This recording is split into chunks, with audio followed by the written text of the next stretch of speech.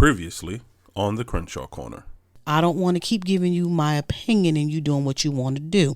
So let's not discuss, because I think we need to understand the concept of this all. Because once we can filter all of that stuff out, we can be consistent in things for ourselves. Right. But we have to first sift through some stuff and be honest with ourselves. Because for me, what this has done for me, reading both books and going over both books, it was like, Angela, if you value your health like you say you do, then there's some things that you're going to have to do. You're going to have to be consistent in drinking that water, whether you like it or not. We need that 100 ounces. You know what I'm saying? You have to be consistent. And in order to be consistent, that means you have to have this is what I have to do in order to make it consistent. I have to have the first 50 ounces on my dresser. So the moment I wake up, this is the only way it's going to work for me. I'm talking about for me. Water. I start drinking water 5 or 6 o'clock in the morning, and I have the bottle that tells you the time. When I don't do that, because I do it sometimes, so I'm transparent. I do it sometimes, I do, and sometimes I don't.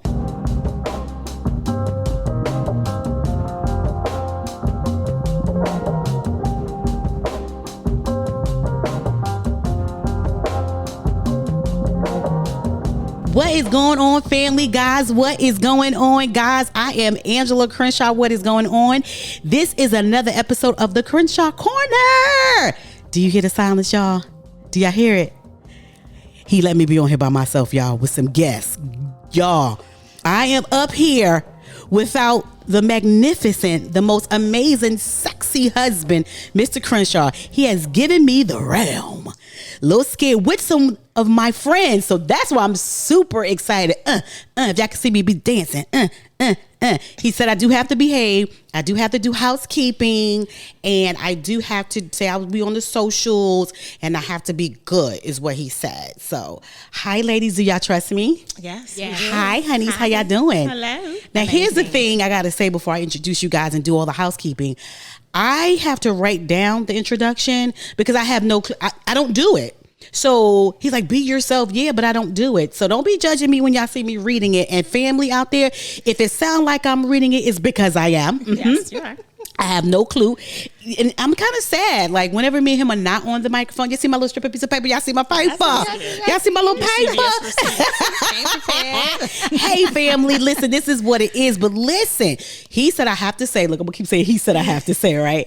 Okay, so first of all, just to let you guys know that for our new guests, our new listeners, what's up, family? How y'all doing? We are so glad that you are here. We appreciate you however you found us. We are so glad that you are here. And for our returning people, what's up, returners? See, I can't even do my returners because my voice be ready when he do that. Listen, we're so glad that you are back. We adore and love you, and we have so much gratitude that you listen to us all the time. So thank you. We're at like 180 something episodes, y'all. That is crazy. Yes. And people keep listening. So for the new family and for everybody else who is listening, you can find us on all the platforms. And that's what I was going to say, right? I was like, babe, I'm just going to say all the platforms. He was like, that's not how that works, baby.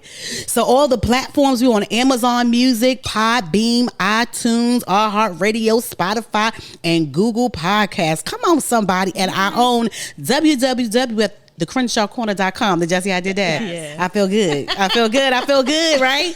So that's all the platforms, guys. Just come check us out. And again, thank you so much. We're also on the socials. Now, I'm doing this really quick because I really want to talk to my girls, okay? So we're on the socials. We're on Instagram, Facebook, and YouTube. Now, here's the thing, y'all. I got to get used to this whole TikTok. I got a couple of things up there, but I haven't really started the TikTok thing. But I'm having like the TikTok. Okay, first of all, I have learned so much from TikTok, y'all.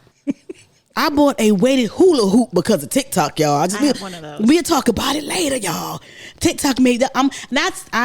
Jean was like, I'm not gonna be one of those people that gonna be TikTok made me buy something. But you are. Girl, a hot pink one. You hear me? Whereas you get smaller in the waist, you can take the little pieces off. Come on, somebody. So I'm super excited. Okay, back to the family. Okay, family. I'm so sorry. I just had to get that. Wow. So we're gonna do better.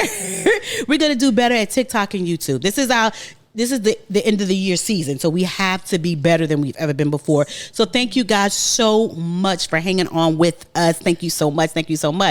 So I also want to say, okay, ladies, so I'm with my girls. And I have this thing on the other side.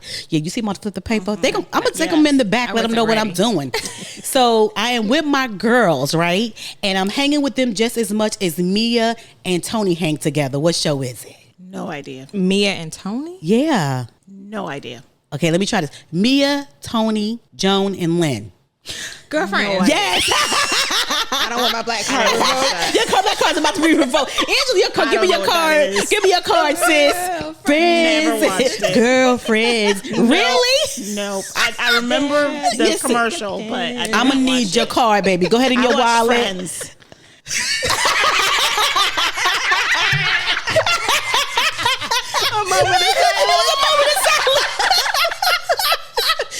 Why we both, without even knowing, we both was like this.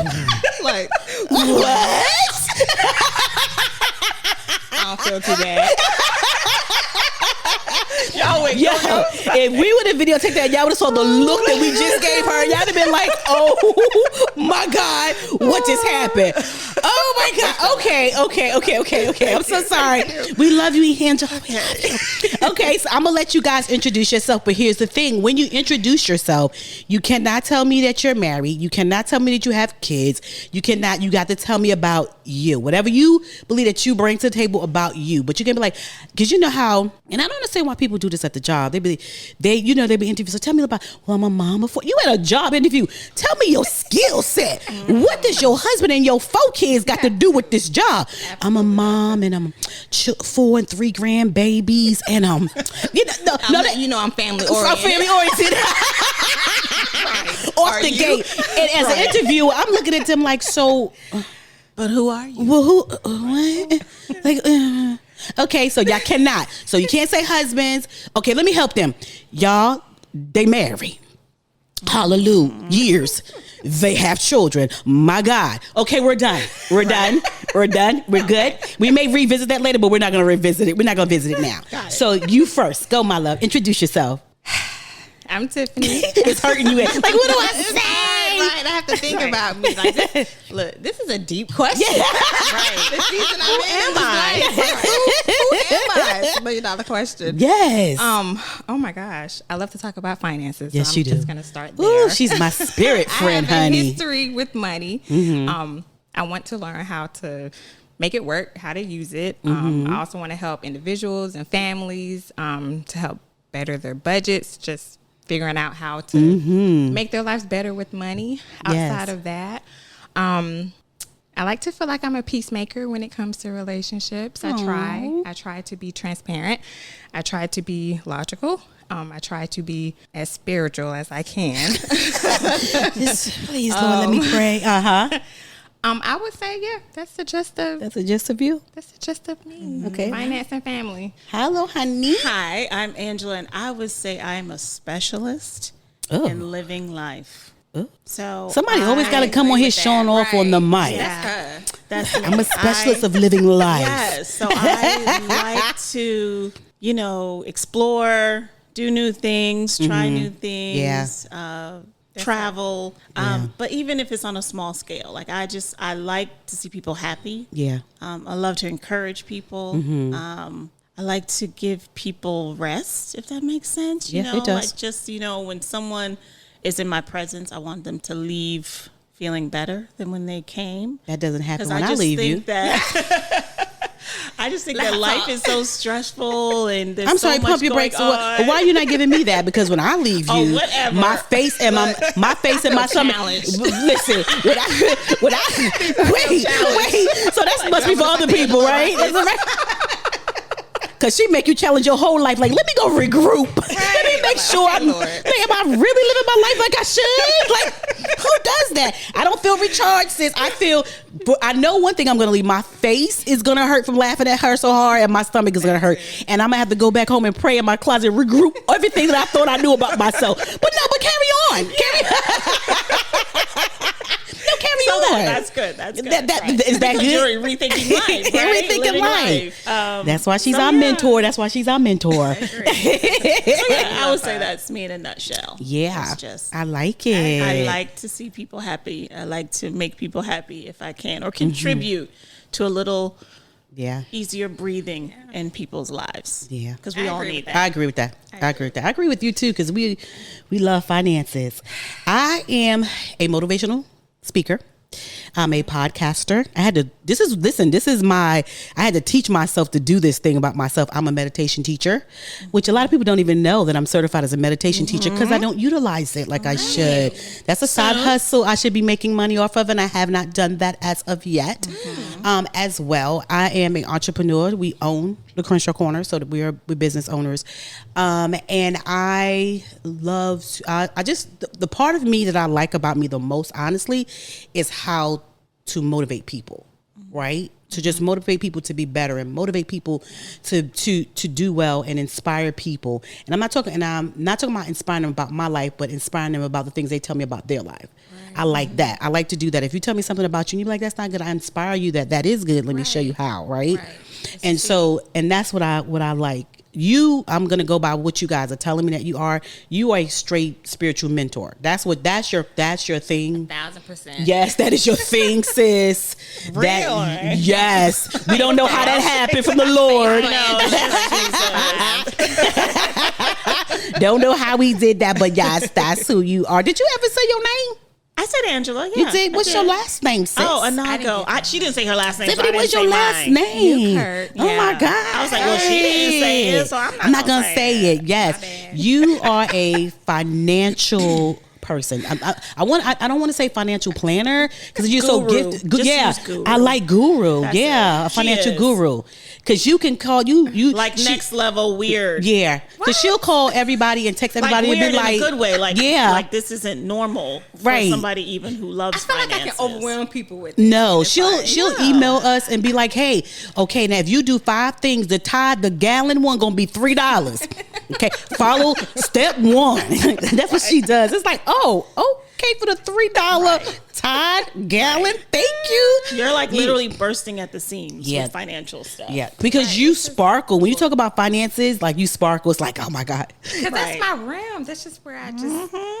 I love She's like, right. I can talk about it every day, and it breaks my heart because I really don't have anyone to talk to about it every day. Listen, I'm like, because we have group chats like with my family, and I'm like, I know they get sick of me. Just sitting here like, okay, if you ain't doing this, this is what you should do. Listen, let me tell you something. Do you watch TikTok? There's this video. They about to be sick of me. It's a video that she does. Like they about to, she be fly. She like they about. So you saying your family be like, you be on the phone with them. They about to be sick of me, but about that 2.9 APR that you're doing, I don't know, right? That 24% interest that you're paying, we can really get that taken care of. Right. Ooh, it's hurt, don't it?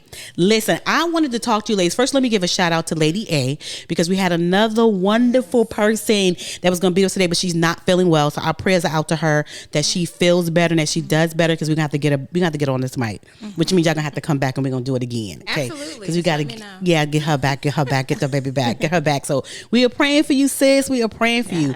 Today, I wanted to talk about, because both of you guys are business owners and you've been business owners for a while.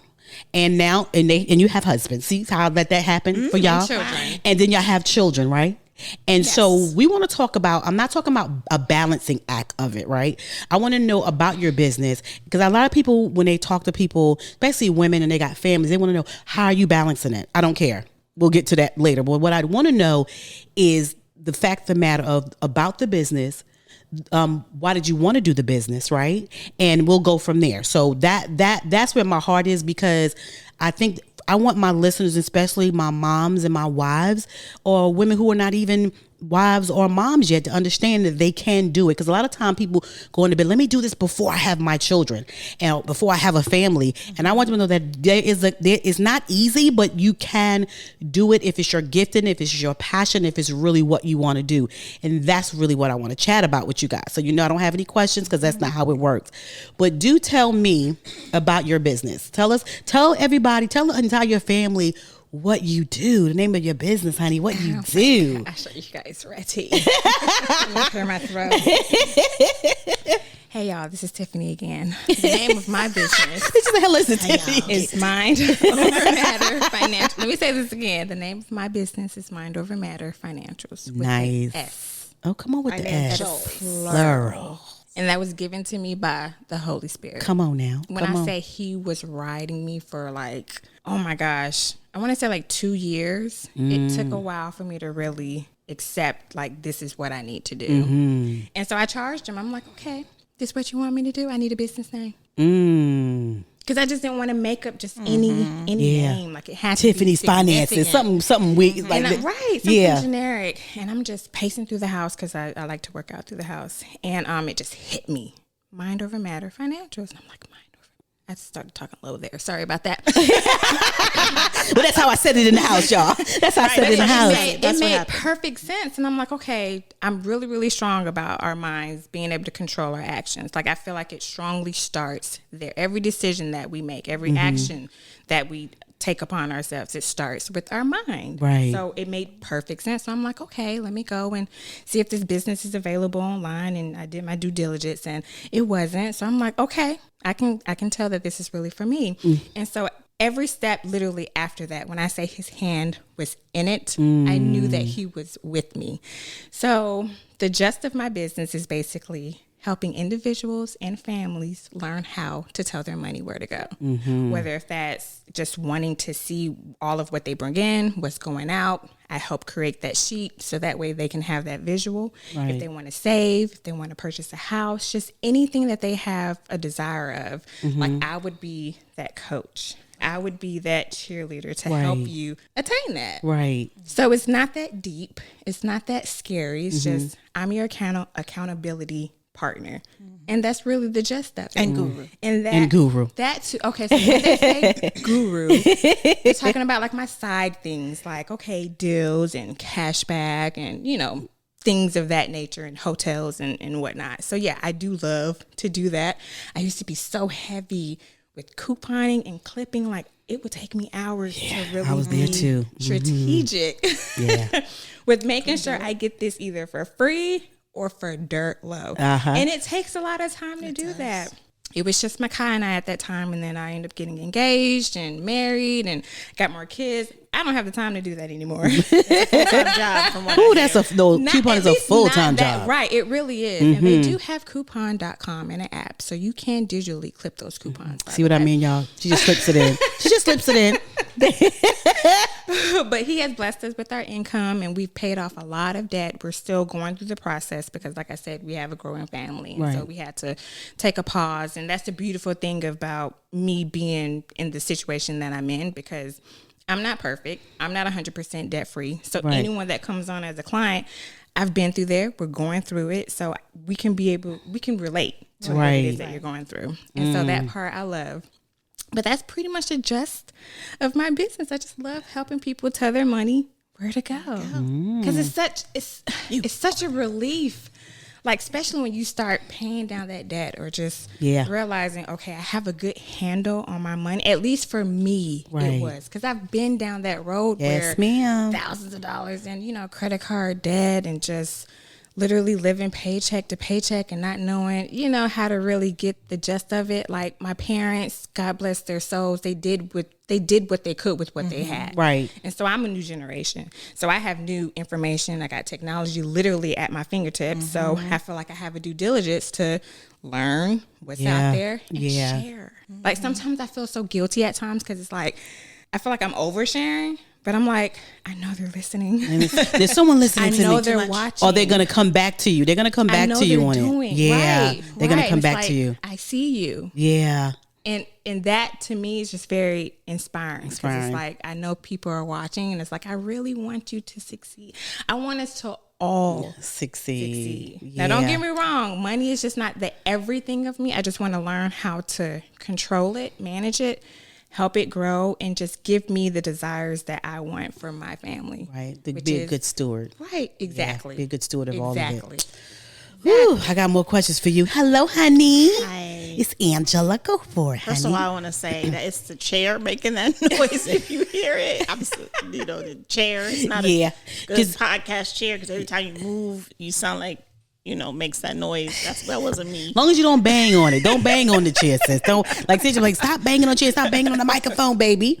So tell us what you do, Angela. So I own a catering and event business. And So it is called Sweet Pea Smuggles and Cakes. Yes. And the funny thing with that name, and I knew that would happen, but I didn't care, was everyone think cakes. Oh, it must be a bakery. Right. I don't bake. I can bake, but I don't like to. So I outsource baking. But it is my kids' nicknames. Right. Alexandra and Sydney are my sweet peas. We always call them sweet peas. And the two Smuggles and Cakes was a name that my sister created for Matthew and Samantha. Aww. So I was looking for a name and I wanted it to be something unique, you know, not like Angela's Catering. Or, you know, it's like, I'm looking, it was just all boring, whatever.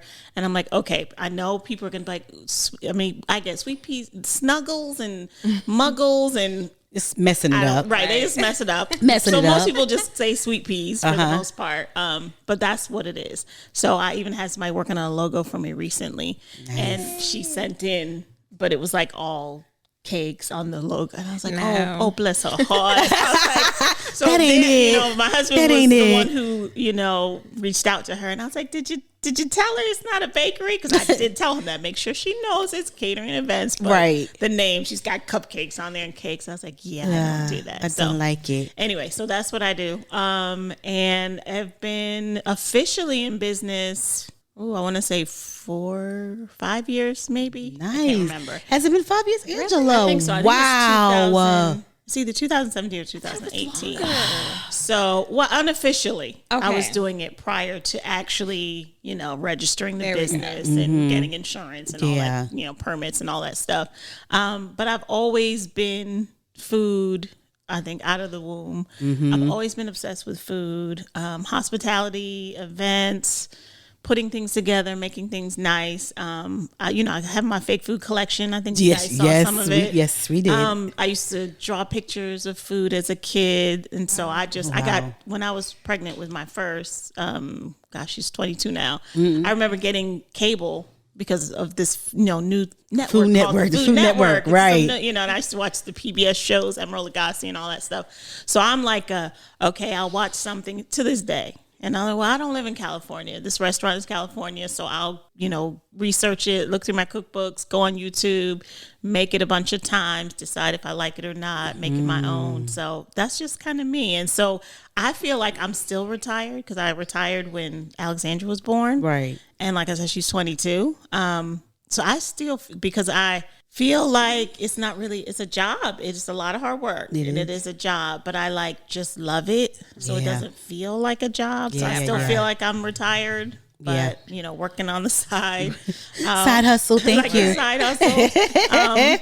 And it's become very lucrative, you know, and it could, it could be more so. I had a company come to me for a possible contract. And so it was between me and this other caterer. And he's like, you know, so it's kind of like, well, this other one we're looking at, she's like $1 million caterer and this and that. And, you know, I was like, well, that's good for her. I was like, I don't want to be $1 million. I said, I could be if I wanted to very easily. If I decided to, you know, really go into marketing and advertising, I said, but I don't want to be $1 million caterer because then I wouldn't have a life, you know, and I'm a specialist in living life. Right. And so for me, I know the amount of what work it entails. That, what entails to do that. You know? And I'm thinking when, you know, he says $1 million caterer, I'm like, okay, that's her profit, right? Because, you know, that's not just sales. Right. And so I'm like, I know what that entails. And so I no, I kind of still want to live life. I don't want to work that hard. Yeah. So you know what you know what you want to do. Right. Let me ask you guys a question, because here's the thing. When you started this journey, were you fearful? And I always ask this question anyway. Were you fearful to charge? Because I know both of you. Oh my gosh. So you guys were doing a lot of free work for a long time, right? I watched you guys and a lot.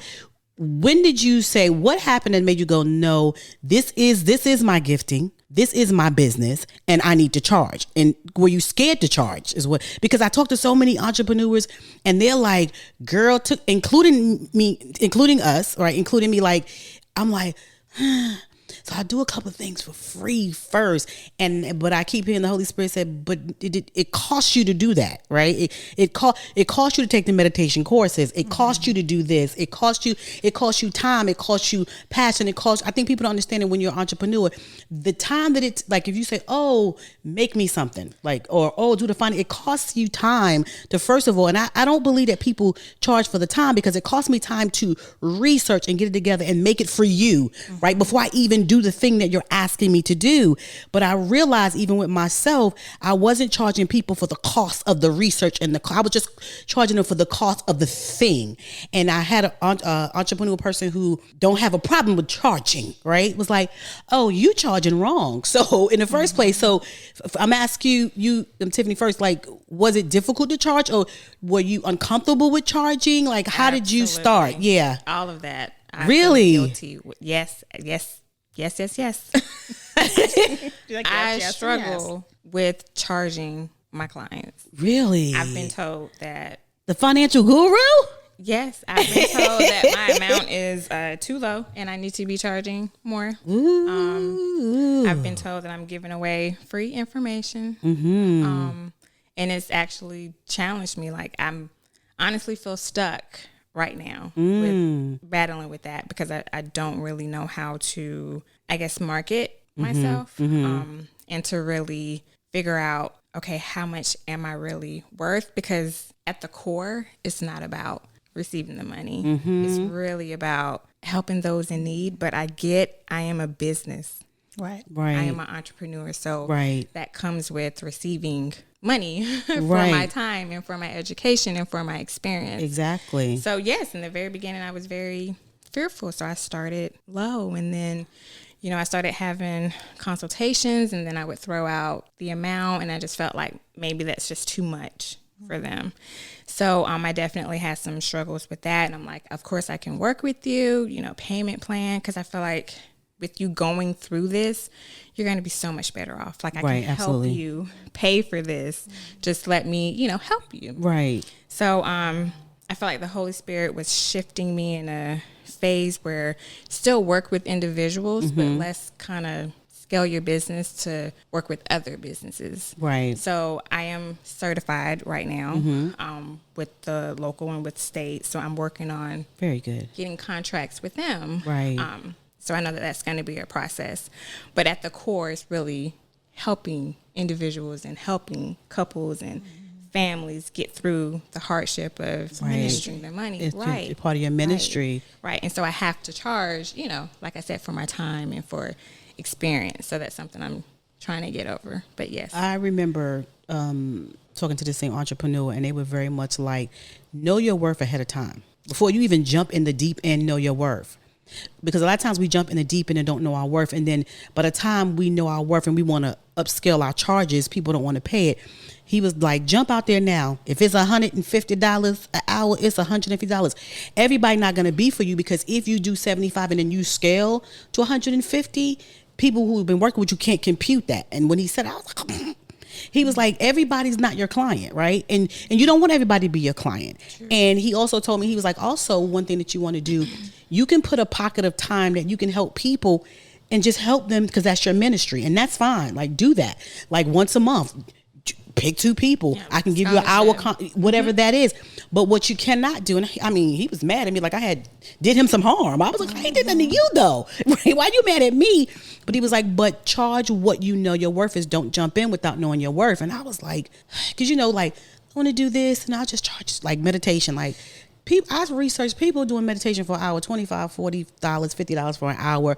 Don't do one-on-one. It's over and it's a wrap. And I'm like, you know what I'm going to do? I'm just going to do some classes and $10 per person. Yeah. You know, we jump in without knowing the worth. Was it hard for you, Angela, to charge, or did you have a hard time charging, or did you want to not charge at all? No, it wasn't hard. It wasn't hard, but I think it's not so much fear, but I think even for you, Tiffani, it's just, you have to learn your worth. For me, I had to learn it because I wasn't sure. So I think a lot of it, when you first start out, it was just sort of just a level of ignorance. Like, it's new, you're exploring, you're trying to figure that out. So for me, it wasn't fear. It was more like I did a lot of stuff, you know, when I was serving at church and just for people, just because I wanted to. But I always looked at it as like a learning experience, you know. And so I did sort of, you know, toyed with the idea of starting it officially and, you know, whatever. But, you know, but there was some fear in just, of course, just starting a business, period. And so, you know, but then it was like, you know, it was just the Lord basically gave me a swift kick and was like, okay, it's time. Like, enough, it's time. Like, you don't have to go to school. Because one of the things was, you know, I didn't go to culinary school and blah, blah, blah. I'm self-taught. And, you know, God was just like, yeah, you don't have to, you're good. So for me, it was just more of a learning process because, you know, I was still a student. I had a business, but I was still learning. I was still a student. And so as I would research other catering events websites, and I would see like what they were charging, but I knew I wasn't comfortable charging that yet because I hadn't established myself yet, and I wasn't confident enough yet that I could deliver that level of service. Right. So for me, it was more just like I don't mind, like in the beginning, charging less because I was still learning, and I felt like, okay, this person is giving me an opportunity and taking a chance on me because I'm not out there yet. You know, my work, I don't have a portfolio built up yet. So I didn't mind like, okay, you know, charging a less, smaller cost, because for me, it was also building my confidence, you know, teaching me, okay, do this and not that, more of this, less of this. These flowers, not those, this setup, you know. And so for me, it was like in the beginning, it was just fun. You know, it was just like a learning. Oh, that's Angela's phone, Sanchez. I'm in trouble. Go ahead, y'all. Yes, I'm in trouble. She forgot to silence her phone. I did. I'm in trouble. I'm sorry, honey. Soon as he edit this bad boy, I'm in trouble. That's all I got to say, honey. I'm in trouble. So rude. Why you gotta be so rude? Ooh. I'm so sorry, ladies. Yeah. So for me, so I think that was it. So I didn't, and so I think even with you, like, I was one of the ones like Tiffani charged more because even your, was low. But I think you may even feel that way too. It's just, same thing. I just enjoy doing it. It was just literally still is just like a ministry to me. But I think as you learn and you get your flow and what works, and I think it's just all a learning process. So as I went through that, then when I was like, okay, and I'm still learning. I always want to, literally after every event, I try to write a few things down, what I could do better, what to, just something that I learned. So every event that I do, big or small, I go into it like, what am I going to learn? Like, what can I do different, better? What didn't I know? And so for me, I think there's really no fear. I hate to say, but I think starting a new business, it might be okay. Like for you saying like 10, I don't think there's anything wrong with that. Like if you do just like an intro, because you're trying to establish yourself, you're trying to build a reputation. Because if I come and say, well, she's, I don't really know her. I don't really know. She doesn't have much, YouTube videos to show me or marketing or, a lot of, reviews. So to have an introductory meditation class for $10, $15, $20, whatever. And then it's like, I think that's smart because it's like you're building your clientele. So you're taking a hit on the front end, but then on the back end, you're going to, so now it's like, slowly I had to, okay, my prices last year, yesterday, then now my prices today. But then I think now though I have a portfolio, I have a reputation, I have a lot of, so, like I don't, all of mine is, I have Instagram page and I have a website, but like God has just blessed me that it's just word of mouth. Word of people mouth. Just, maybe they're at another event that I did and they just hear, oh, hey, you did this and, whatever. So I think, there's benefit depending on what your business is in maybe not charging your worth in the beginning. Because one, you're learning it, your worth, and then also other people are. And so until you've proven to yourself and to other people that you're worth that worth, like if I had gone in charging what I charge now, I probably wouldn't have the clientele that I have now. And I probably would have bitten off more that I could chew as well and not been able to deliver on that price tag, And so I think, and depending on your profession, there is some benefit to you have some wiggle room is, but what you cannot do is charge your comfortability. Because that's what happened. We're charging because we think we don't know, but we do know, right? So because when you go in it, you're already uncomfortable. So you're charging to your comfortability. I'm not going to charge. No more will I ever charge again to my comfortability. I won't do that anymore because my comfortability is always uncomfortable already. So I'm already thinking, like you said, I never taught a meditation class or not even talking about just anything. I haven't done this, that, and the other. And so what you do is you charge to your comfortability. And what happens is when you charge your comfortability, you stay stagnant and you stay there for a while. And that's what I was nervous about. And because you literally will stay there and be like, well, this is my comfortability until I learn this. And for a person like me, I don't know if other family members out there like me, I'm a huge researcher. And so because I'm a huge researcher, I will stay stagnant and I will stay there. I will research the heck out of something before I move on it. Right. So because that's comfortable for me. Right. So, 5 years later, you still doing right, I'm still researching. You be like, so you still researching that same microphone? That's still microphone. That same microphone. Right. I'm gonna need you to just buy the microphone, sis. I'm waiting for it to go on sale. I'm waiting for it to go on sale. Exactly. That's seriously. Like it ain't on sale yet. I ain't gonna get it. You know. Right. Listen, because even with, I'm gonna give you for instance. Okay, for the podcast, when we first started, we got the little $20 microphones from Amazon, and I was content. St. Chance was doing the production. He was like, "This sounds horrible," but that's for our comfortability. That was our financial comfortability. That was our we ain't no real podcast comfortability. And so he couldn't hear nothing I said. Next thing I know, we up in the $100 microphones. Bruh, did you see that we just started the podcast, sis? Like, cause that's what we'll do in our comfortability. And then, but if you go back to our like first 10 little podcast, you will know that mic was $20. Like it got the $20 feel. You know what I'm saying? You know what I'm saying? But I was like, let me research some more. Let me see the SPT5 microphone. I mean, I was like, and he was, and next thing I know, he was like, I'm over what you trying to do. Now I done looked at the SPT5. I know how much it costs. We're going to get it if this is what we're serious about doing. And if this is what we're branding for ourselves, if this is what we want for ourselves, we're going to have to brand it in a certain way. And I'm like, but does the microphone really brand it? Like it doesn't. But it does make a difference. And I think that what I've learned from you guys, because I watch you both do what you do, and it does make a difference. Two things I know. I've watched you go over and above for your clients and give them more than what you set out to give them. I have helped her on some of her jobs, or even when she makes dinners, and it be over and above the thing be overflowing. Right. Look at this babe. Right. This is she sure she only want 15. I mean, like literally, like you like, do you see how much food? This is like, this is I'm feeding a family of 4. It'd be 7 of us, and we still got leftovers. Portion size were amazing. Exactly. I don't want you to stop for us. Don't stop your portion size for us. We like those portion sizes. But that's part of my. Like that's something that's just part of. Like I literally know part of me. Like if it's like a meal for 4, and then like it's all gone, then I feel like okay, I did something wrong. Yeah. Like so for me, like something like that, I know that I give more. Yeah. You know, but that's I like for people to have leftovers. I like when I'm in an event, I always bring takeout containers now because I hate throwing away food. Yeah. I don't like Take wasting. this with you. So I'm always like, people, they won't do the plate with the aluminum foil, so you can take something with you. Take you something with you. I got to bring the containers because Yeah. but somehow the containers make it easier. The containers are sexier. Right. They're sexier. That white styrofoam is sexy.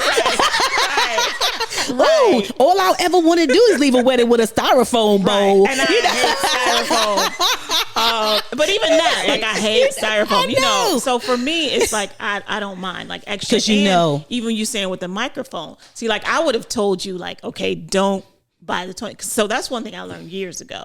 And I can't remember my cousin or something, but as far like I will reinvest in myself. Like I will buy I make whatever off a job. So a lot of it I reinvest. I I have a huge storage with lots of equipment. But like from the beginning, I'm just like, okay, while I'm in a position, because I've seen other cater and event people and they don't have their own inventory. You have to rent it. But I was like, I want my own stuff. So I will go and I'll spend the money on the item because you say you buy because what happens is just like it happened with you guys. You buy the cheap thing. Right. So that's one thing I don't skimp on. So it's like you buy something cheap or inexpensive. Right. Then you end up buying what you should have bought in the first place. So now you done spent the money on the inexpensive thing.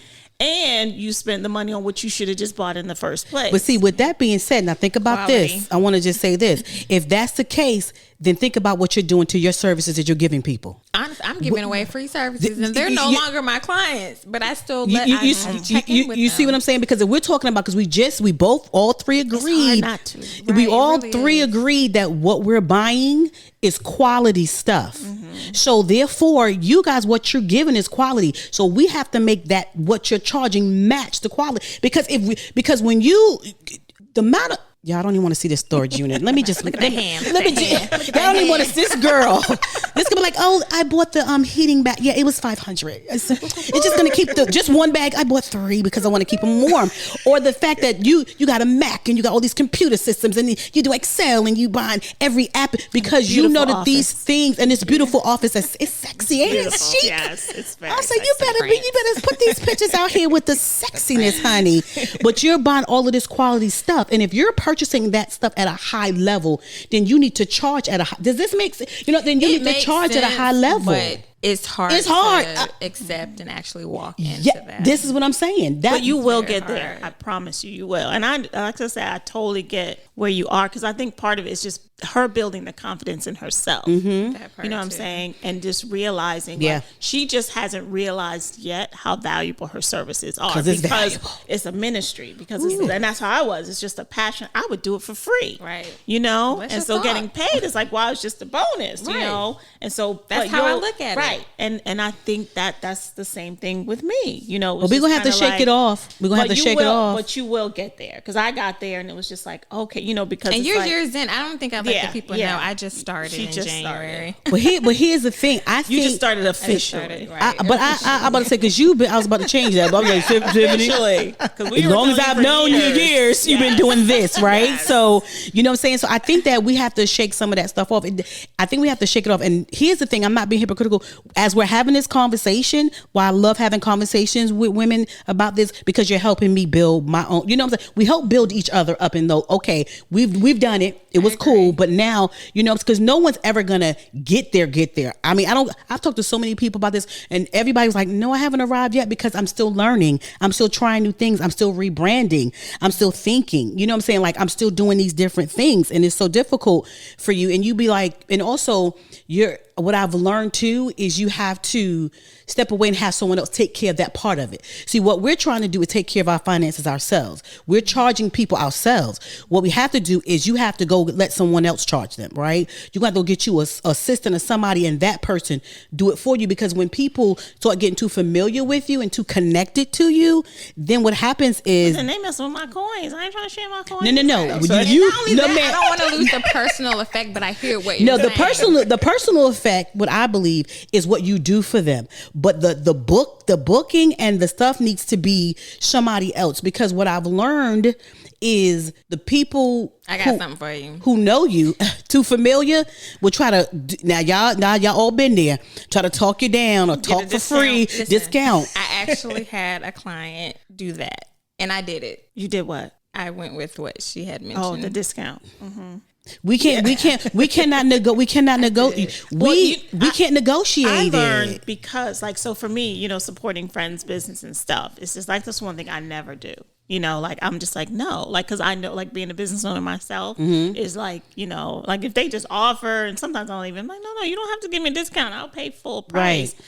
But I think, it's kind of like, again, getting to that place where, like, my price is my price. Right. And then not, it was hard for me to be like, that's my price, because the 3-month had expired. So it was up to, her to continue. Mm-hmm. And I'm at that point, I didn't have like a particular price for returning customers. Mm-hmm. It was just, I went up in price after, I guess, my grand opening. Right. And then that's when the negotiation. They were used to the introductory offer. And that's when the negotiation came in. So I thought about it. Yeah. And I prayed about it. I'm like, I don't want to lose them, but this is an opportunity to learn.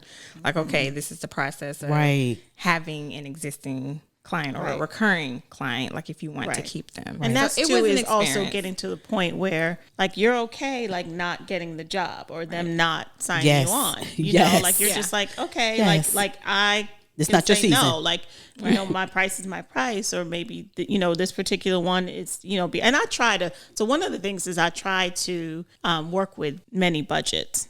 It has to be reasonable, obviously. But so for me, that's like part of my niche is just, no matter the budget, you can, so if you tell me, I just want some bologna sandwiches and cheese, and this is my budget. Again, if it's I'm so reasonable. mad about the bologna sandwiches and cheese. It's like, that's what you like. But you want it fried? You want it fried or cold? How do you want it? Right. You want me to fry that, or you want that cold on the bread? Or the bread? For me, it's like, cheese melted. No matter the budget. So for me, it's like, I want it, because part of my thing is just honoring people and making them feel special. So like if you say, Angela, I want bologna sandwiches and chips and you know, hot dogs on whatever, like I'm going to have your guests come in and be like, they're gonna be the prettiest and fanciest and like, plates. Oh, you did this for me, Tiffani. With this you know, hot like dog? I want And so that's kind of you right. So yeah, and so like I just try to like no matter what, let you know. So we got to pull some decor from your house or whatever. So that's part of my fun in doing that, but also at the same time learning that I still need to honor myself. Yeah. You know, so in taking that. So I'm okay sometimes where I'm just like, I really want to work with you, but I just can't. Like do it. Like, so now I just have the conversations where, you know, your budget has to be at least this. You know, like I had somebody who was like, I want 4 proteins, 3 sides, a dessert, salad, and a roll, and my budget is $15 a person. And I was like, I don't even know the scale of that, so I can't maybe like. So I lovingly said to them, I said, well, okay, just, you know, I'm not really sure how you guys charge and how this works. And I said, okay, so just visualize this. You walk into Applebee's, low cost restaurant, right? You say, I want steak, shrimp, chicken, and roast beef, and mashed potatoes. So you get 4 proteins, 3 sides, a salad roll. What do you think you would pay for that? You know, I said, now that's a restaurant. So now turn that around, that I'm a private caterer. Right. So I don't have a truck delivering food to me. I'm going out, I'm prepping, I'm shopping, I'm going to the, you know what I'm saying? This is individuals, you know, and they don't really know all of that until you have so they don't think about it. They just kind of think about like, oh, you know, you know, it appears. Go through a drive-through. Right. Like you can't even go through a drive-through and, you know, really, you know, I mean, you maybe Chick-fil-A, you might spend $15 at Chick-fil-A. Right. Just get a full meal and maybe a that dessert. Right. Yeah, and so just like helping people like understand. So even for you with that client to just say, you know, helping people understand what it entails. And I don't think she meant to be offensive. Like she really just didn't get it. She didn't get the process. Like, you know, like, you know, and you know, getting stuff out of storage and setting up and tearing down and cleaning up and put everything back. I mean, it's a lot of work, you know, and I'm in a position now where I have a good amount of people, you know, that can work for me. You know, and so I've been able to, you know, expand, but then also that, you know, affects the price now because I have more people working for me. I'm not doing a lot of it myself. Right. And so, you know, you have to factor that in. But right now you're a party of one. Right. But you'll get to the point where, you know what, okay, I'm doing well enough now. I have an employee, my eldest is my quality assurance manager. That's right. He books. I'm about to say, because he transfers them to my calendar. Yeah, and that's a tax thing that baby got going on right there. I already know. Yes, ma'am. What is it, $12,000 a year, isn't it? Let me explain something to you. What I'm so thankful for is because that you ladies are so transparent. Because there's a mother, a business owner, entrepreneur, a woman right now sitting in her kitchen going, "Oh my God, I need to reevaluate this whole thing. Maybe I'm not charging my worth. Maybe because." As we're having the conversation, I'll say this to the family. So do not hear what we're not saying. We're saying that cater it to your individual because you're each individual. She's a catering. She's doing phys. We're doing podcasts and meditation. It's all going to be individual to how you handle it. But what we do want you to hear is you have got to charge your worth because I think we do not take into account what it takes to get there before we start the process. And I think the hurdle is how. Yeah. Like they could be listening. I've been in this position. Right. Like, how do I go about finding out what my worth is? Trial and error. Really? You just have to do it. You just have to start. So am I like researching what other people are, what they're charging in my field, and then scaling it that way? Yep. And also, that's what I did. What I do is I'm a stalker. So I will find out people who are doing this with me and say, we find out what people are doing. They're doing it. Like we didn't know, like for instance, for podcasters, Charlotte has a big family of podcasters out there. We go once a month to a podcasters meeting, met people we had never, where y'all came from? Like I'm like, wow. And they have panels and they've taught us so much about podcasting, right? Sometimes we got to go out there and what our niche is. We don't want to take anything they're doing, but ask the questions like, hey, like, what are you doing? How do you charge? It may not be, you may get one thing from that, right? Because when we go to these podcasts, we get 4-5 because we new in the game. We're still babies and they've been in the 4-5. They got affiliates and sponsors and I'm like, what the world, you know? And so, but we don't go in like babies, like, oh, you know, we don't go like we know anything, but we're not going to go in babies too, because I want to hear what you have to say. So even for you, like, are people for a financial advisor, if they're charging $75 an hour or $17 an hour, what is that looking like? What does the research part? Because I think this is where the money gets lacked. What are you getting for that? What for the research part alone? How many hours? Because the goal is to charge for how many hours you do the research before you even get to them, right? And so maybe just finding people, and this is for the family, finding people who are doing your niche and just talking to them and asking them questions. And baby, let me explain something to y'all. This social media, you could go right now and they got a Facebook page, Facebook page for that. You'd be like, I'm a jogger. Put in jogger, about 50 Facebook jogger. Black girls jogging, white girls jogging, Asian girls are jogging, Christian girls are jogging, Catholics are jogging. You know what I'm saying? So we have this information at our fingertips, right? But I think I promise you, this is the thing that I want everybody to hear my heart, even what Angela was saying. Every person I talk to, they do not charge for the beginning process. Like you just said, my gas to go get this stuff, we normally, the people, I'm just saying, this is what I hear, they normally charge for the cooking part of it, the food they buy, the prepping, but they don't charge.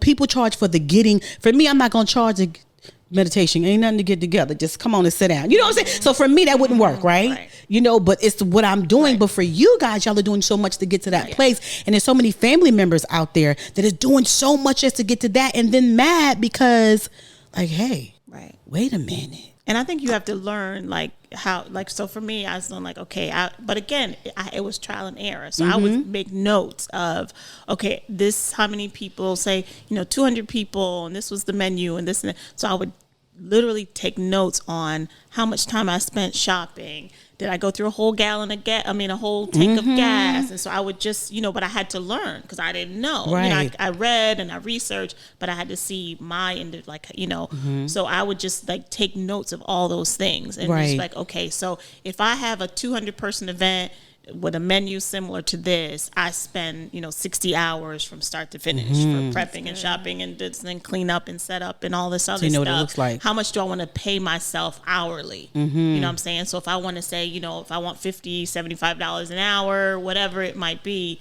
then it's just like, okay, so I need to make sure, and then food cost, and then employee, and then my kitchen rent, and my storage unit, and my insurance, because I have insurance and gotta have that.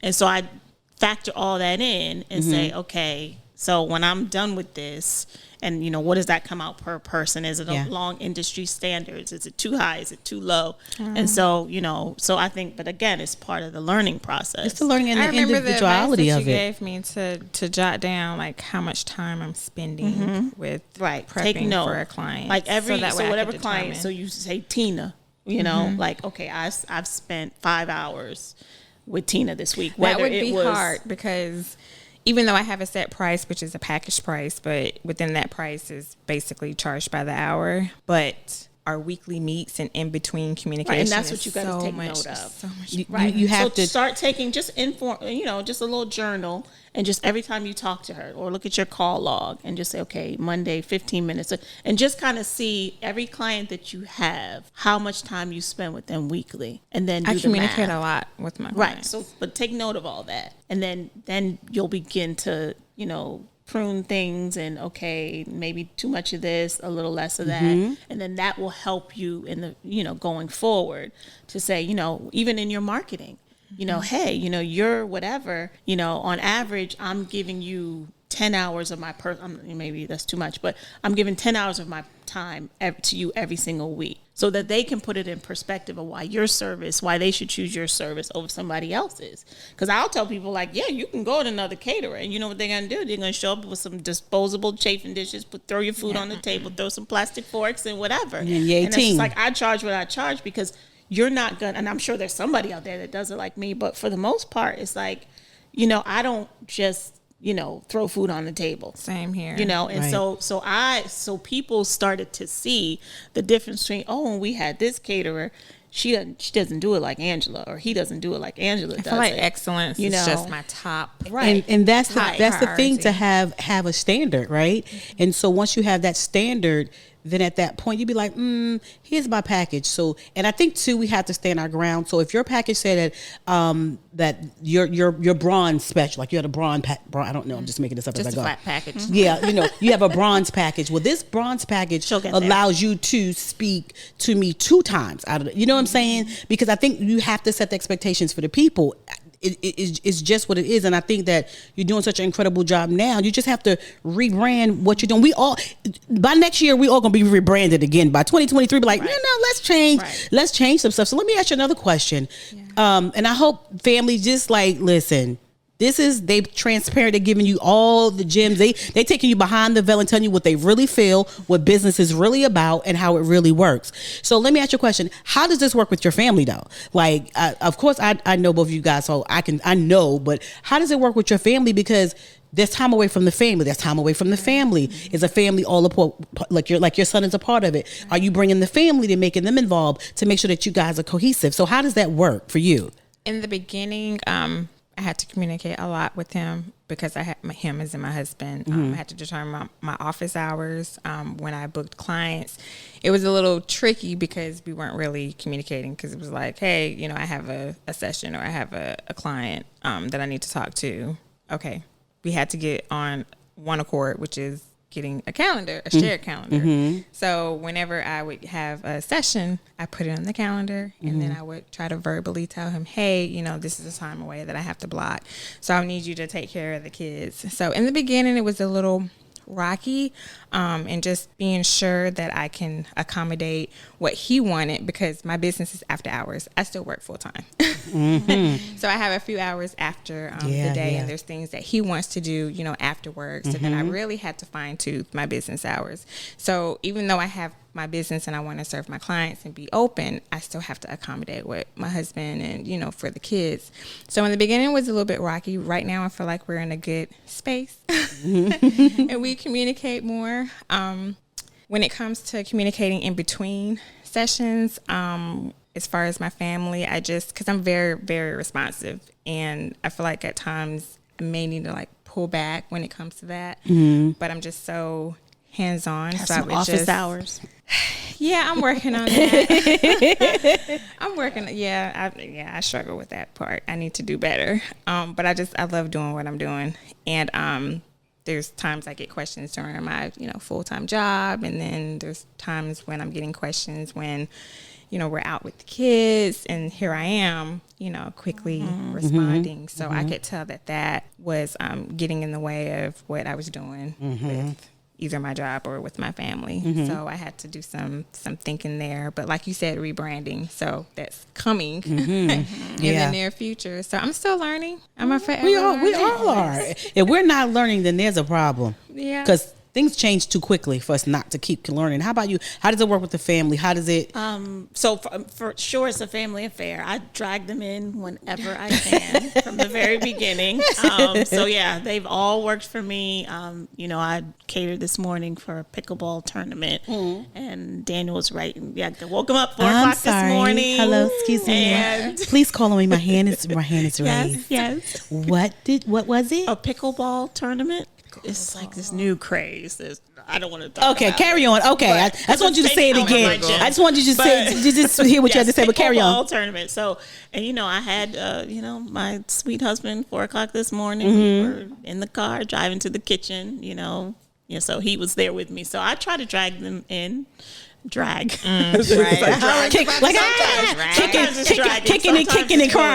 crying. My daughter was working with me yesterday, Alexandra, and I said, "Oh, you want to come to the kitchen with me? I have to prep." And she's like, "Am I getting paid?" Right? I was like, yes, of course. She was kind of like it all depends whether I'm getting paid or not.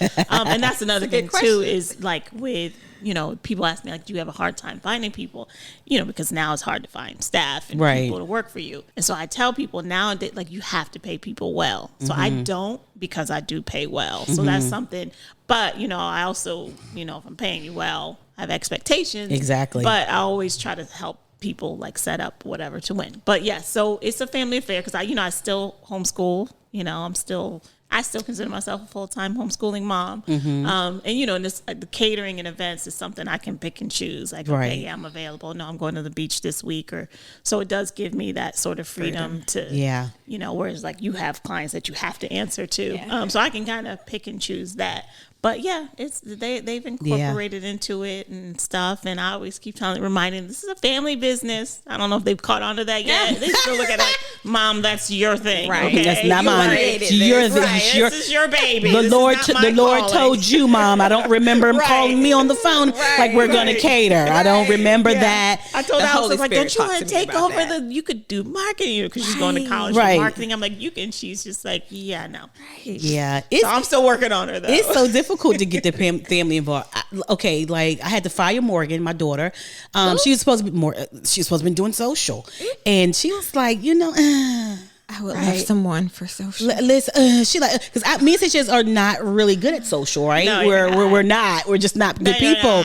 And so she was doing a really she was like morning. She would have something at lunchtime and Zenta. I was like, yeah. And then one day I didn't see anything in the morning. Didn't see anything at lunch. Didn't see anything at dinner. And she was like, and I was like, I'm about to fight. She said, oh no, don't. Oh, you didn't get the quit message? I was like, you quit? She's like, she was like, Mom, she was like, it's too much. I just don't want to do it. And then she's like, and then I got to listen to the podcast. I live with you. Right. You guys are a walking message. So I don't really want to listen to the podcast, figure that out, put it on your page. She was like, I just cannot. It's a lot. It's a lot. Even with our introduction music that we have to the podcast and the introduction music to, After Dark is our son.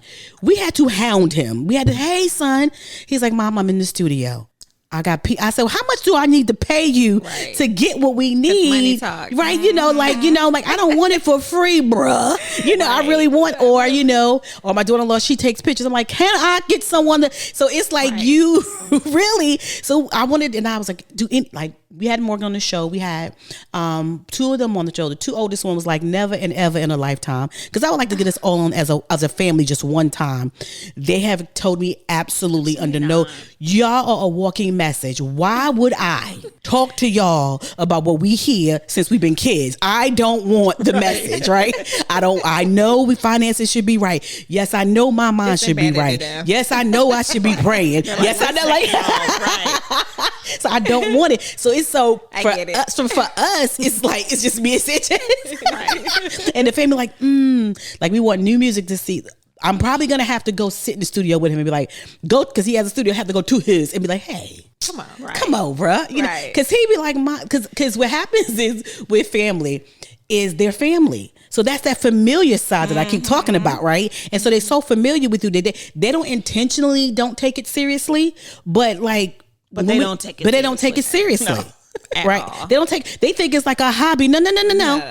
It's not a hobby. This is the legacy. This is the real deal. And so when people ask me, that's why I was asking you guys about family. I'm like, I don't know. They love me and Sanchez. They know what we do, right? But to them, what we do, they grew up with it. So it's not impressive. Right. You know what I'm saying? Like, I remember my mom hurting my feelings. Like, oh my God, I should go in there and tell her about herself right now. I was on the radio. I was on the radio for 2 years actually.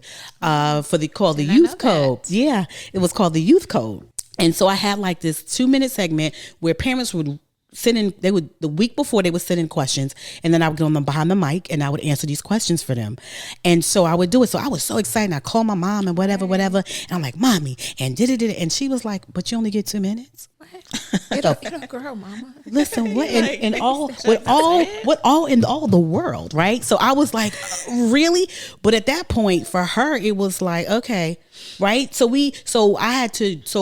what I'm telling the family members out there that listen to us right now is not that your family don't love you, but what it is they don't understand it, number one.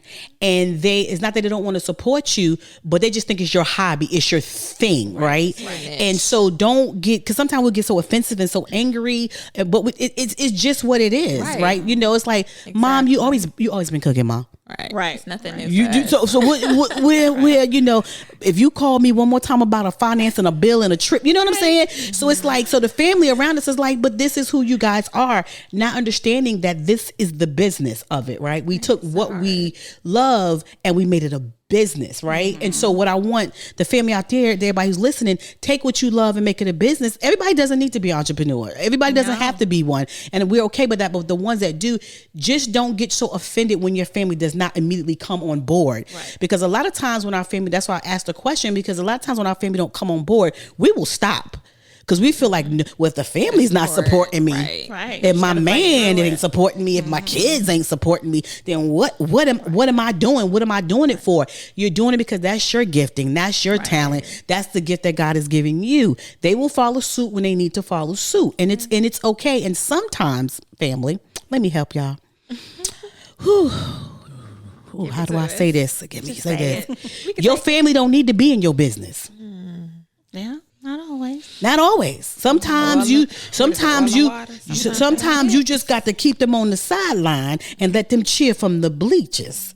They don't need to be if they want to. They don't need to be on the field with you. Right? Because sometimes if they don't have the same vision, it becomes a distraction. It will dry you out. It will depress you. And you don't even know that it's so subtle that you don't even know it's happening. And I've heard this time and time again. It's like, yeah, my sister's helping me, but we're making cakes. I'm just use cakes. We're making cakes and I'm passionate about this, but she putting the frosting on in any kind of way because it's not her passion. It's not her vision.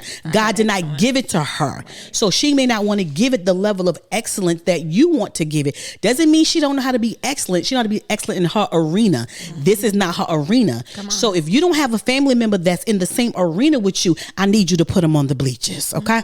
I'm gonna need them to take a whole lot of seats. Part of it too is yes. like, it's kind of like if like I know a lot of famous people I've known for, just met, and it's like, okay, I'm not, when you know somebody, like you're just like, oh, they're just regular, right? And they are, they are. But then somebody else will be like, oh my gosh, that's so and so. You're like, oh, okay, it's my cousin, because they just you just don't see it, because you just see them as a regular person. Exactly. So I think that's what happens with our families is, we're in this like business and we're building success or whatever, and I find that usually family is the least supportive as far as like becoming clients or what I'm saying. They are literally somebody the least support. They won't listen to the podcast. They come don't on ask now. you I'm about finances. Come on, sis. Come on, sis. And so you find that strangers and friends come on, whatever are more supportive than anything. Come on. You get in your feelings like, oh, y'all quick to post about Beyonce's new sneakers or CD. Well, we promote people we don't know. They want to support because but I think because in their mind it's like they don't even look at it that way. In their mind they're just, oh, that's just Tiffani. Oh, Tiffany little side hustle. Because they don't really see it or appreciate it. Right. But like it get like for instance like Alexandra, she just came back from she took her summer intern. They had a trip to Philly last week.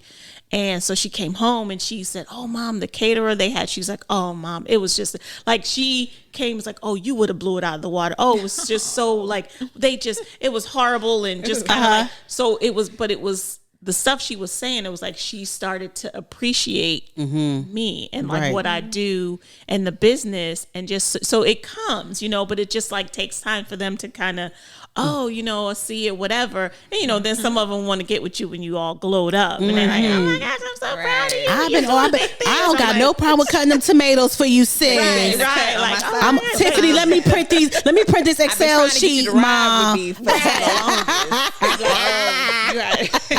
gotta wait till you saw the Tesla before you can support me. Let me go to the post office and deliver your financial book. You'll be like, what? I would share these facts. This is where I started, and now I'm here. Oh, really? How did you get there? I've been telling you guys. Is that okay? This is where I don't understand.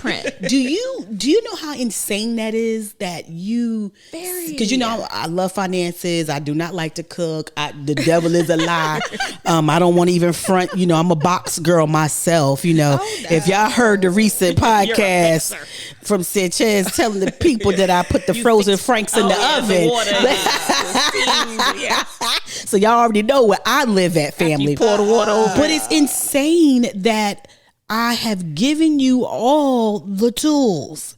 Like you literally can take the key and go in the shed and get any tool that you want, and you don't do it. Then out of the blue one day, you done spoke to Sarah and Sarah done gave you an epiphany, and then you come to me like this is some brand new information, and I'm looking at you like, the toolbox.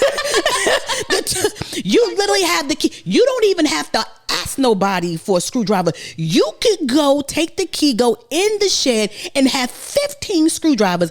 And somebody on outside of the shed done gave you something, and you acting like they done gave you the greatest news. And it was you. And I'm gonna be very transparent. That was so hurtful. It was so hurtful at first. And then I was like, Angela, you have to understand that their ears are numb to you. They know your voice. They hear your voice. They get your voice. So your voice is going in. Not that they don't understand and don't respect it. That is not what's happening. But they're numb to it at this point. So whatever you say like to them, about marriage now. Listen, it's not. It's you know what? So when.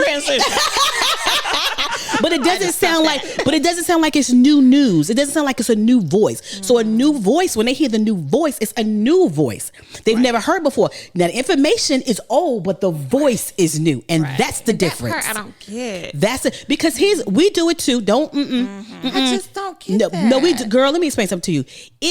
If I'm going through something, like say we going through something. If I'm going through something with Sanchez. But he's perfect, y'all. I just want y'all to know, amen. He's perfect. And he said, not even then. Right. Okay, my baby. So, and me and him have a conversation, and he says something to me that I felt was offensive, right? And then I go, let's say if I go tell me and you, we sit down, and I tell y'all that, and you go, but Angela, what he's saying is this, and this is why he's saying it. Different perspective, right? But same, maybe the tone, maybe you're saying how the it was same delivered. thing, but somebody else is saying it, right? So you can hear the other part. Oh, that's happened to me many a time, right? And I'm looking like, and I'm like, okay, and I get it now. When I go home to him, I'm saying, okay, I get it now. And he was like, well, why? What made you get? And then I say, y'all two, and he looking at me like, what? How, Sway? How? I said the same thing. You know what I'm saying? But sometimes how you said it. It's my favorite term. Not even how you say it, but how the perspective.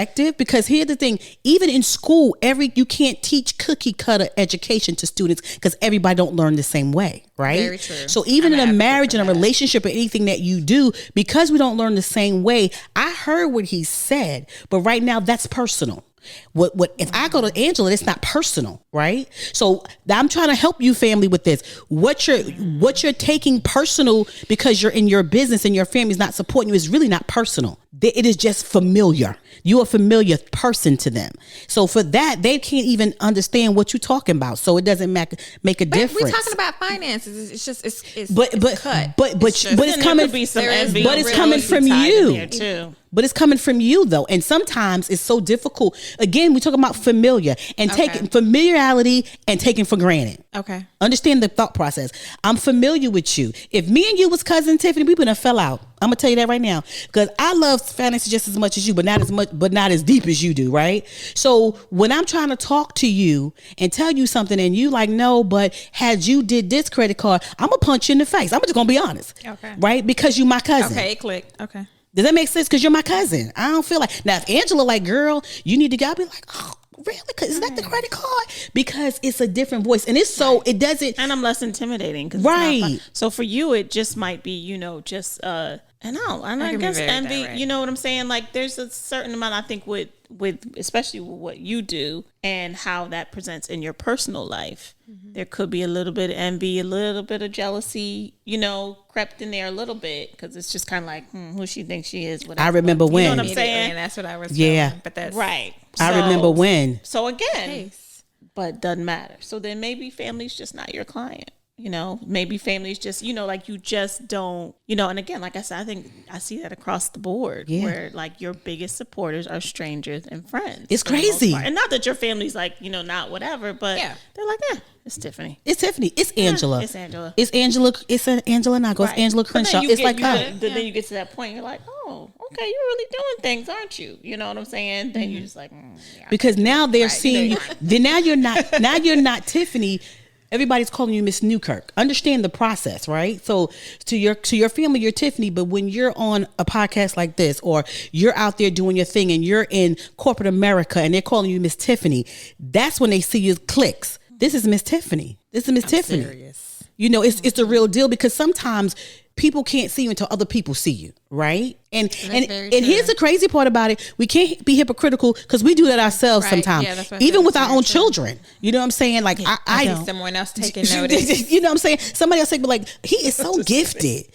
Yeah, I know. He's so and they be like, I know somebody, and you be like, okay, and next thing you be like, here's the thing. With the one that does the music for us, dancing was his thing. Everybody knew him for dancing. And one day he came home and said, I'm not going to college. I don't want the scholarship, but I'm not doing it. I'm going to do music. Boy, I never heard you hum. We're, and then he brings out these books with all of these songs that he'd been writing for so long.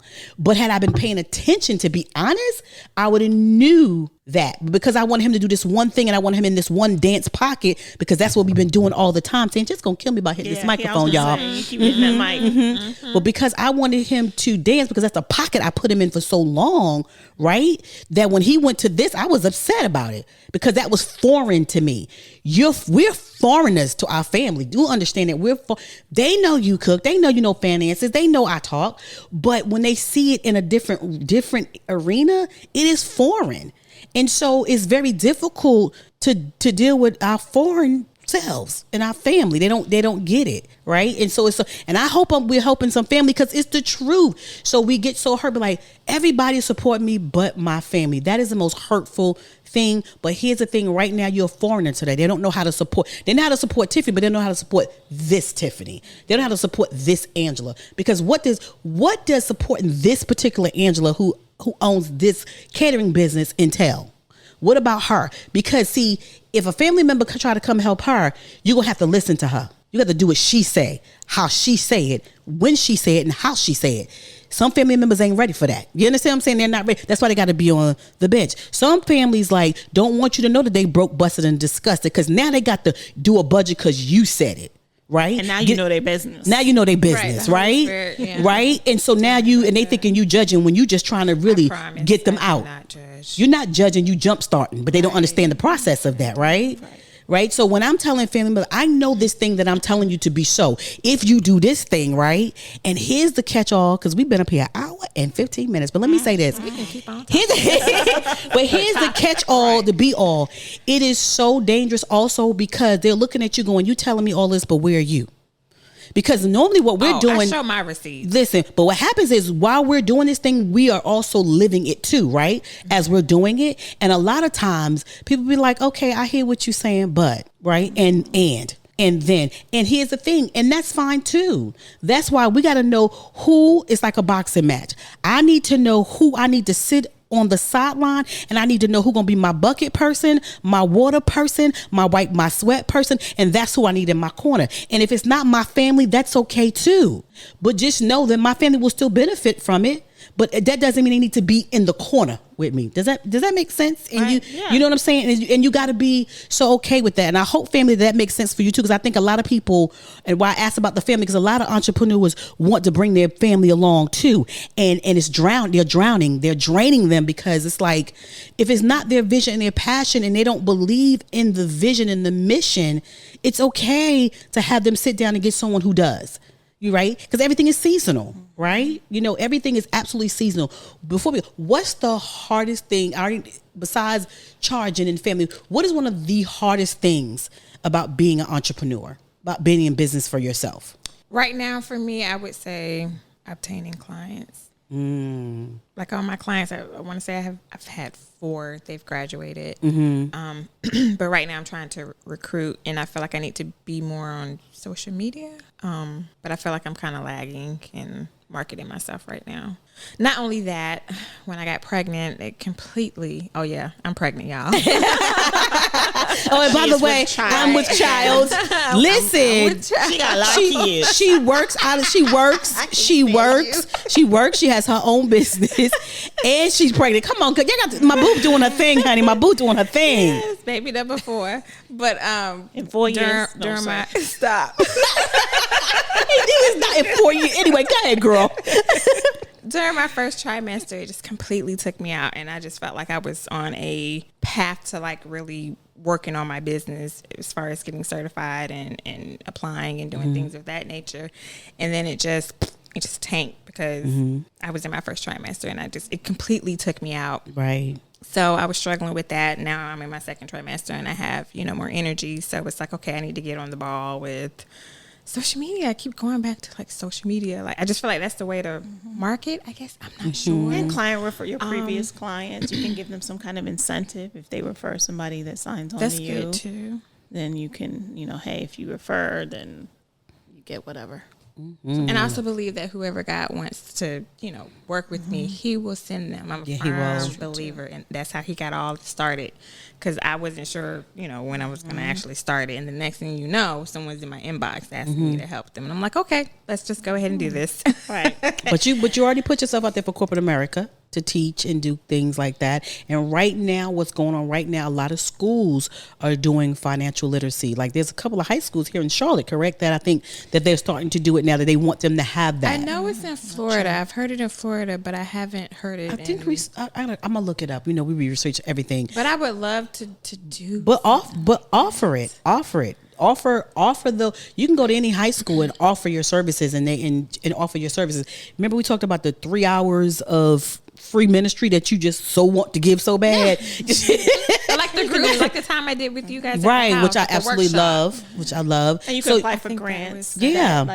Through Goodwill and places like that where you teach women who are trying to get back on their feet or families. Crisis assistance ministry. And you can apply for grants to provide that service to underserved communities. I like that. Yeah, just there's so much out there. I think another thing that I would say before I go to you, Angela, is I noticed that we will put ourselves in a box. Like when people get out of nursing school, the only thing they can think about is working in a hospital. But they're traveling nurses. They're nurses in school. You have to open up so corporate America, schools, crisis assistance. God got so much for you, honey, because you are such a blessing in that area that they will pay you. You will get grants and people will pay you. I declare and decree that thing in the name of Jesus for you. Seriously, because that's how good you are. Seriously. I received Did you just Did you just shout, Angela? What is happening over there? Feeling it too. What's the hardest thing that has been being an entrepreneur? For me, well, I'm a lady of leisure. What do you get, Angela? I don't know. You always think I was gonna say she never home, but if she say so, we gotta just let her talk. Go ahead, Angela.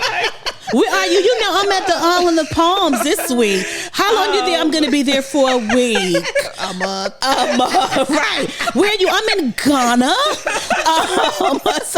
I'm in Ghana. And so I don't think too. And then if you're not doing that, then it's like, I got 15 jobs. I'm going to go do a wedding. I'm doing a baby shower. I'm doing the catering. I'm doing the church. I don't know how much leisure, right? So carry on. What's your leisureness? So that's the hardest thing is like, because I like vacations and exploring the world and doing things. And so it's for me, it's like the learning, like to like, I have to go hard, because I like, sometimes I'm like, with any business, you're like, I don't feel like it. I love it, but I don't, because I know like all the work, but I find like the more prepared I am and like my list and I pre-prep and then it's less stressful. But for me, it's just kind of like, I know this might sound bad, but the working hard part, like you want me, literally the Bible said that I would not sweat. The word of God says I will not sweat and work. Now I don't know what everybody else is doing, but I'm going on God's word. I will not sweat and work. Right. So for me, that's kind of like, okay, you can do it. You can do it. You can do the hard things. So that's like, and now, of course, not every job, but so for me, it's like kind of like, oh, I really want to be at the beach right now, but I have some couple of things coming. So, that sort of sacrificing and like, okay, but finding that balance. But that's how I'll be like at the beach, I'll be here. And then I'm like, okay. And then I'll have like back to back to back to back to back. And then I'm like, okay. But I purposely say, okay, I just had like 2 weeks of like back to back stuff. It's time to work. And then I'm like, okay, time to head to the beach, time to take a, recoup, recover, right? Get my monthly massage, and then okay, I'm ready to go hard again. But that's the beauty of my business, that it's structured that way that I can like back-to-back events, and I'll do this and that, and then I'll say, oh, sorry, close this week. And I think it goes to what kind of business that you're trying to do, right? Because because it depends on the business, you can do that. Depends on what. Okay, saying sorry, saying just hit that mic.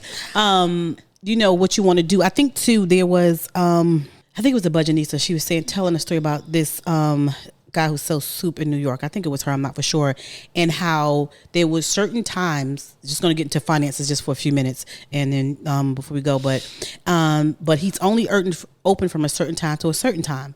Also here in Pineville, it's a donut shop across the street from Pineville MJ? Elementary. Yes. They only are open. They're my favorite donut. Listen, but they are only open. They're open. I don't like, but I get it. Yes. I get it. Now, the reason why they do it this way is because they have figured out, they've mastered how much they need to make per month. Now, listen to this. I was blown away. Per month, right? So once they make that per month, they're going to close the store. So they realize they don't have to be open from 8 to 5 all day. Right. They realize they don't have to do that. They realize that. So when she was the Budgetnista, I think it was, I'm pretty, if it's a Budgetnista and I'm wrong, sorry, Tiffany. I'm sorry if it wasn't you, but whoever told the story, but he said he wanted quality time with his family. So he knew how much he would have to sell per month, per week, or whatever the case is, so that he didn't have to do this every day. So he wasn't open like Monday. He was like open like a Monday, Tuesday, Wednesday. He done. He made his block of money and he knew. And what I believe is that's when you as an entrepreneur, you got to know your number. So you can have financial wholeness, right? So then you can say that I won't kill myself. So if I need to make $5,000 for the month, I'm gonna go hard for that $5,000, and I'm gonna make sure. But after that, it's a cutoff. I need a break, and I think sometimes the world has made us think we need to go hard, keep going, get more. But you need to know what your life number is. For what number is it financially that you want to acquire to live the life that you want to live? And if it's $5,000 a month, go hard and make the $5,000. That's sort of what I do. And then go do your thing. Does that make sense? It does, and it kind of hits home for me because, like I said, I'm full time. So I have corporate America, I have benefits, incentives and things of that nature, and then I have my business on the side. Right. Eventually, I would want to be 100% in my business. So the question is, what's that transition? Right. What is my number? What is your number? And in order for me to get to that number at the rate that I am right now, overwhelming. Right. Very overwhelming. But that's just because you're thinking one-on-one clientele. Right. You haven't really explored. We talking about regional, national, like Tiffani. A one-time gig a month. Which is why I'm certified, because certified brings me working with other businesses. Exactly. Bringing contracts. And that's like entire different scale. Because what if, Tiffany, what if you're not called to one-on-one? What if God called you to... That just hurt. What if God is saying you can still do one-on-one, right? But I need you to do there's a masses that, so you can still do one-on-one and that's what you do because that's your baby, right? But what I need you to do is do the masses, because right now financially people need you. Right. The masses need you. Corporate America needs you, right? I'm not trying to be morbid, but people are and they're not even talking. People are committing suicide right now. The depression level is crazy. And you would think because there's so many jobs out here, but people right now are not passionate about what they're doing.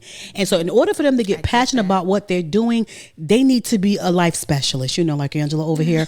I'm a life specialist and live your life. But in order to do that, you need to know your number. Right. In order to do that, you need to know what you're going after. You need to know those things. And I didn't learn that for a long time. And I sat down. I was like, okay, if this is really the life that you want, and you saying that you need $5,000 a month, right? And you saying Make that it 15. Make it 15. Right. 15. 5 is not enough. 5 the month I don't need. It's 15. Okay.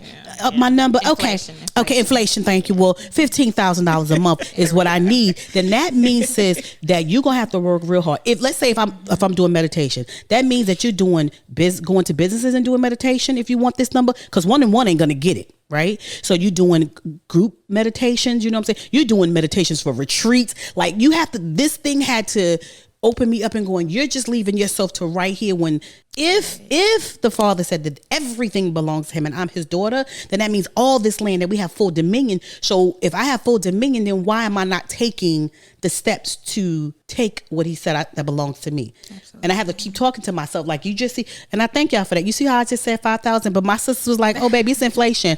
I'm able to hit that 15,000 a month. You see what I'm saying? I think that's what I wanted to, family, I just needed you to hear the hearts of these ladies, and that it's not easy. We're not saying it's easy, but what we saying, it is possible. It is possible, and it can happen. You just have to put in the work, know your worth, put in the work, and take it slowly. You don't have to be quick and fast, because we know we don't have to have it, because most people like me will research and don't do it.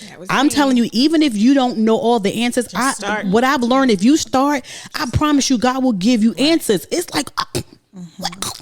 Right, and you will learn so much doing it than you will do researching it. Right, and failure. Yes, like, it is. That's so good. Exactly. So good. And let me just say, because I know we said 15,000, but like honestly though, for somebody, if it's $500, like if for you that's a start, then let it be that 500. Exactly. Because of course every industry is different. Like for me as a caterer, 500 is. Right, of course. But, again, depending on, but like, seriously, if you still, like, you're still working full time. So if you're still just trying to get started, and if making 500 on your side hustle is success for you, and that's, okay, I've consistently made 500 for 3 months now. Now I'm going to bump it up to 1,000 or 750. So again, I know we said 15, but, I don't want to make it seem like it's this lofty, like, it has to be some high number. But because it's these small wins that keep you motivated, that keep you moving when you feel like, okay, it's not much, but it's something.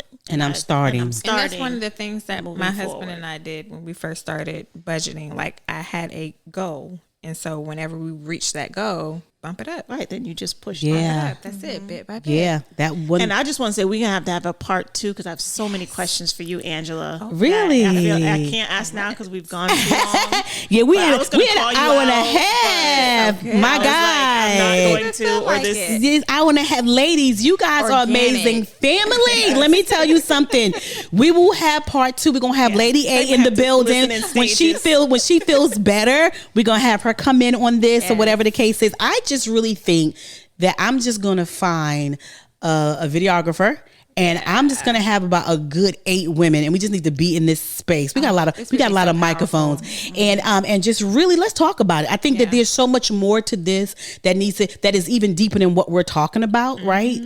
Just who we are and what we believe in and what we do and how. And I want a group of women. This has been my life. I want a group of women that are going for the gusto. That does not. I want women who, when you. I have a podcast with her name is Renee. Whatever God tell her, she run. She don't even care. She be like, if I fail, I fail. But I don't want to fail God, right? And if it don't work, that just means this wasn't supposed to work right now. And I know that I have a group of women in my circle. I know for sure that feels the same way, because everybody that's in my circle, we go gun ho and just see what the end gonna be. It's gonna be good. Right. It's gonna be bad, right? And so I know Angela's like, she got so much for me. So let me get off this mic, because she's like, I just want to ask you. We're not. We're not. Listen, they have to listen to this like 20 minutes here, 30 minutes here.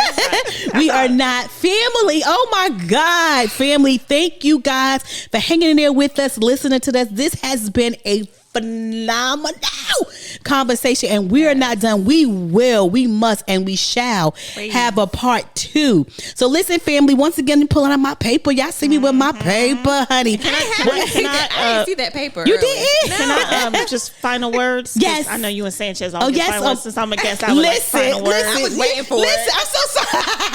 I'm sorry. Okay. And what's your final thoughts, Angela? My final thoughts. That's right. Final thoughts. Final thoughts.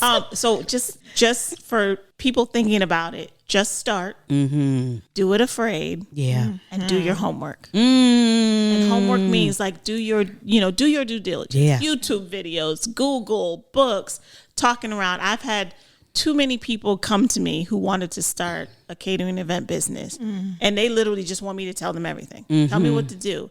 And so I balance I'm here to help you, but I had to put in the work. Yeah. I had to learn. I had to work on a food truck. I had to do the event. I had to do stuff for free. I had to read. I had to YouTube. Yes. I had to ask. Don't go to somebody in that profession and just say, tell me. Right. Tell What's me, the how cheat do I sheet? start? How do I? And I'm like, Google is your friend. YouTube is your friend. Books are your friend. Resources. So experience. Again, just start. Do it afraid. Even if you're afraid, just do it and do your homework. And if you want to, family, she's going to have a catering master class. And it's a 3-day course. It is $2,500 for that master class. I'll have that down in the comments. Don't worry. What's your final thought, Tiffani? Oh my gosh. For those who want to be an entrepreneur and don't really know how. I've struggled with that. Take some time, review, see what it is that you have a niche for, see what it is that you enjoy and that you love doing. And then like Angela said, go for it. Do it afraid. Yeah. I understand that piece of it. The steps are going to align. And even if you fail, you're still going to learn and just figure it out. Yeah. Yeah. My final thought is know your worth and charge accordingly. Seriously. Charge for your time and your energy. And I don't think we do that. We charge for the product, but we don't charge for the time and the energy. And let me tell you, my time and my energy is so much more than the product. The product is because the time and energy that I put in. I couldn't produce an excellent product had I not put the time and the energy in, right? So I think that's my final thought. Is Sanchez like, baby, you sure? I'm gonna be Sanchez. I know, baby, you sure? Baby, you sure? You always say that's your final thought, but then you say something else. See, she be listening. She be listening. Now that's my final thought. Family, okay, I love you guys so much. Listen, once again, we on Amazon Music, Podbean, iTunes, iHeartRadio, Spotify, and Google Podcast. We are www.theCrenshawCorner.com. Family, thank you guys so much for listening. You can also find us on the socials, which is Instagram, Facebook, YouTube, and we working on ticky-tock. Family, we love you guys. We'll talk to you later. All together, ladies. Bye. Bye.